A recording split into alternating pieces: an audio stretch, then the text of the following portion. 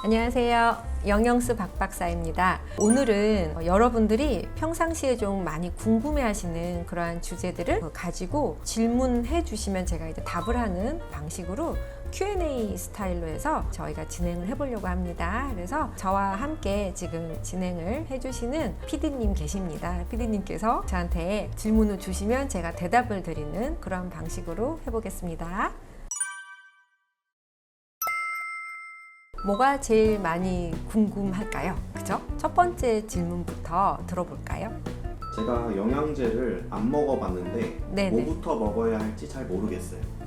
영양제를 안 먹어보셨으면은 사실은 이제 한국 성인이면은 좀 공통적으로 많이 필요한 것들이 꽤 있어요. 그래서 어렵지 않게 영양제 조합을 좀 해볼 수가 있거든요. 만약에 우리 PD님 같이 젊은 성인의 한국 남성이라면은 일단 하는 일이 많고 그래서 많이 피곤하세요. 그러고 또 바쁘다 보니까 식생활이 아무래도 불규칙하고 불균형하고 이제 그런 경우에는 기본적으로 이제 멀티비타민 하나를 드시는 게 좋고요. 멀티비타민 미네랄이 사실 좋기는 한데 미네랄 성분은 그러니까 무기질이라고 하는 거잖아요. 무기질들은 사실은 몸에 많이 들어오게 되면은 사실은 이제 배설이 굉장히 어려운 그러한 부분이기 때문에 되게 조심을 해야 돼요. 어쨌든 너무 고함량이 아닌 종합 비타민 무기질을 추천을 드리고요. 그 다음에 사실상 오메가3가 제일 사실 중요해요.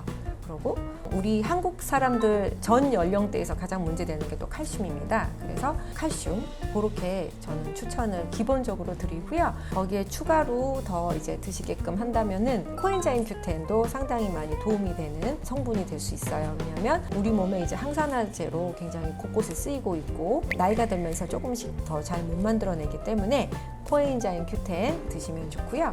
그다음에 이제 워낙에 화면 많이 보시잖아요. 우리 여러 가지 디지털 화면들 많이 보기 때문에 루테인은 좀 섭취를 하시는 거가 괜찮으세요. 그래서 종합을 해보자면 멀티비타민 무기질, 그다음에 오메가3, 칼슘제 그렇게 섭취하면서 코엔자임 Q10과 루테인이 이제 그 다음으로 필요한 항목이 되겠습니다. 이렇게 추천을 드릴 수가 있어요. 그렇게 하고 만약에 굉장히 많이 피로감을 느낀다 그러한 상황이라면은 비타민 B가 조금 더 보강이 된 종합 비타민 무기질을 선택을 하시는 게 좋고, 저희가 또 이제 많이 피곤하고 아무래도 알코올을 많이 드시는 어쩔 수 없는 그런 상황이라면은 밀크시슬 원료도 간 건강에 도움이 될 수 있는 원료거든요. 추천을 그렇게 드려요. 네. 그럼 두 번째 질문 해주시겠어요? 영양제 먹는 게 네. 효과가 과연 있을까요? 영양제 먹는 게 효과가 있을까라는 질문이신데, 영양제는 확실히 먹으면 효과가 있어요. 왜냐하면 저는 이제 동물 실험을 많이 했고 또 이제 주변에서 워낙 다들 동물 실험을 하는 선배 후배들 실험을 항상 하는 걸 보면은 이미 동물 외모에서부터 드러나요. 뭘 먹었는지 이미 알 수가 있어요. 예를 들어서 마늘을 먹은지 같은 경우에는 마늘을 먹지 않은지랑 이미 털 색깔부터 외모의 느낌부터 많이 달라져요. 일단은 마늘이 체중 감소랑도 관련이 좀 되고요. 제가 얘기 드리려고 하는 건 우리 왜 그런 얘기 많이 하잖아요. 내가 먹는 게 결국 내가 된다고, 그죠? 그 말이 진짜 맞아요. 그래서 사실은 기능 성분 모르면 몰랐지 우리가 좋은 기능 성분이 있다라고 알려진 거는 먹으면 확실히 도움이 되고요. 그래서 저는 영양제는 우리 생애 후반기에 꼭 먹어야 되는 그러한 성분이라고 저는 생각을 합니다. 세 번째 질문으로 넘어가 볼게요. 똑같은 종류의 영양제들이 네. 가격이 다 다르던데 아. 그 이유가 뭘까요? 그 영양제마다 사실은 같은 원료사의 원료를 써도 사실은 그 원료사마다 다양한 그 원료 모델들이 나와요. 그러니까 원료가 한 회사에 예를 들어 뭐 밀크시슬 만약에 그러면 밀크시슬이 한 종류만 나오는 게 아니에요. 그래서 사실은 그 원료의 어떠한 등급에 따라서 사실상 가격이 좀 달라질 수 있어요. 네, 그거는 맞고요. 그다음에 이제 그 가격 정책이라고 해서 회사마다 가지고 있는 가격 정책에 따라서도 뭐 마케팅이라든지 다른 부수적인 활동 때문에 가격이 되게 많이 달라질 수는 있어요. 항상 제품을 고르실 때에 원산지도 사실은 중요하긴 한데, 왜냐하면 원산지에서 이미 한 번은 걸릴 수 있거든요. 원산지에서 한번 보시고 그다음에 원료사를 꼭 보세요. 같은 원료사의 원료라도 여러 등급이 있기 때문에 사실상 원료 모델명까지 보는 거 너무 중요해요. 그래서 그런 것들을 모두 살펴보고 만드는 회사의 제품을 고르는 것도 되게 괜찮아요. 그래서 어떠한 제품을 선택을 할 때 너무 뭐 비싼 게 좋다라는 뜻이 아니라 비싸거나 싸거나 하는 가격적인 것 말고 어떠한 원료를 사용을 하였는지를 꼼꼼히 따져보고 선택하는 게 좋을 것 같습니다. 그러면은 영양제가 좋다고 하는데 네. 많이 먹을수록 좋을까요?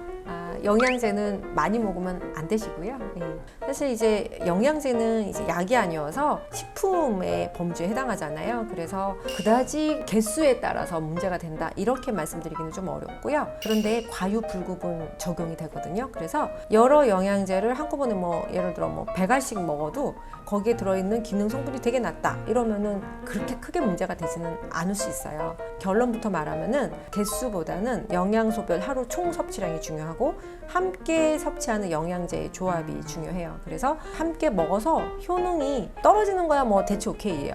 먹어서 독이 되는 거는 그러한 조합은 먹지 않도록 하는 게 좋겠죠. 그 다음에 간에 특히 부담이 될 수 있는 허브 종류들 이러한 것들을 여러 종 섞어서 먹게 되면은 그게 이제 간에 많은 부담이 될 수가 있어요. 그래서 허브류를 여러 개를 고함량으로 조합해서 먹는 건 안 된다 이렇게 얘기를 드릴게요.